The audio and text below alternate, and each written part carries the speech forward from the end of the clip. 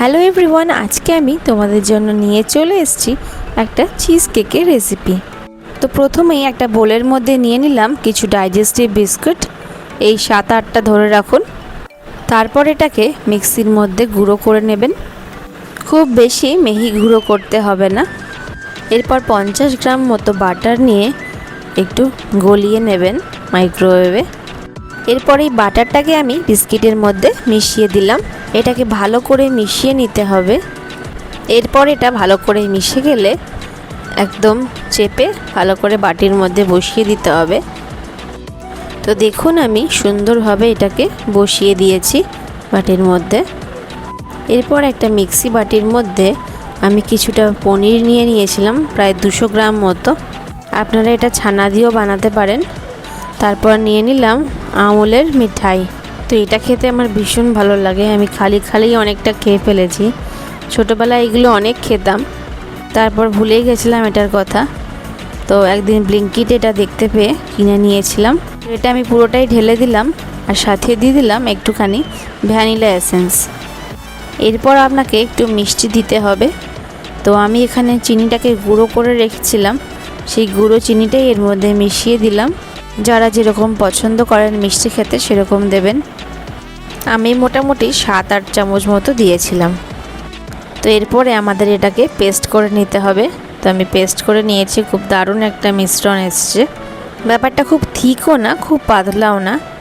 তো এরপর আমি এটা বিস্কিটের ওপর ঢেলে দিলাম।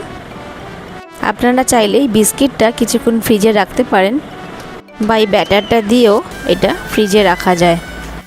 তো আমি এটাকে ওভারনাইটই ফ্রিজে রেখে দিয়েছিলাম, যতক্ষণ না এটা পুরোপুরি শক্ত হচ্ছে, নাহলে এর পরের মিশ্রণটা এর মধ্যে দেওয়া যাবে না।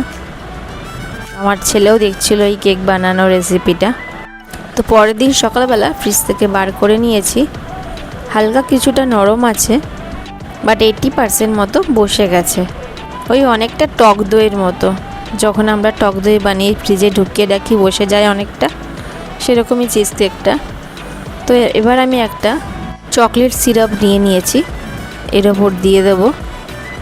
আপনারা চাইলে ডেয়ারি মিল্কের চকলেট গলিয়েও দিতে পারেন, আমি সিরাপটাই ইউজ করে দিয়েছি।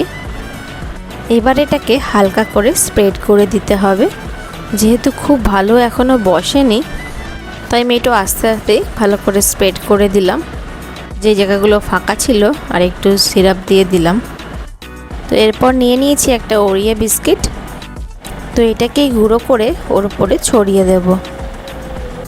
আমি আর প্লাস্টিকটা কাটলাম না, ওর উপর দিয়েই এটাকে গুঁড়ো করে নিলাম। তো মোটামুটি হালকা গুঁড়ো হয়ে গেছে, এর উপরে আমি এগুলোকে ছড়িয়ে দেবো সাইডে। তো আমি এটা বানিয়েছি চকলেট চিজ কেক। আপনারা চাইলে ম্যাঙ্গো পাল্প বা ব্লুবেরি পাল্প যা কিছু দিয়ে বানাতে পারেন। আমার বানাতে ম্যাঙ্গোটা শেষ হয়ে গেছিলো, তাই ম্যাঙ্গো দিয়ে এবছর তারা বানানো হলো না। তো নেক্সট ইয়ার ম্যাঙ্গো পাল্প দিয়ে একবার বানিয়ে দেখব। আপনারাও ঘরে একবার করে ট্রাই করে দেখুন, খেতে দারুণ টেস্টি হয়। আপনারা কে কে বানালেন আমাকে কমেন্টে জানাবেন। তো চলো টাটা, লাস্ট ফিনিশিংটা তোমাদের দেখিয়ে দিই, তাহলে দেখা হচ্ছে আর একটা নতুন ব্লগে।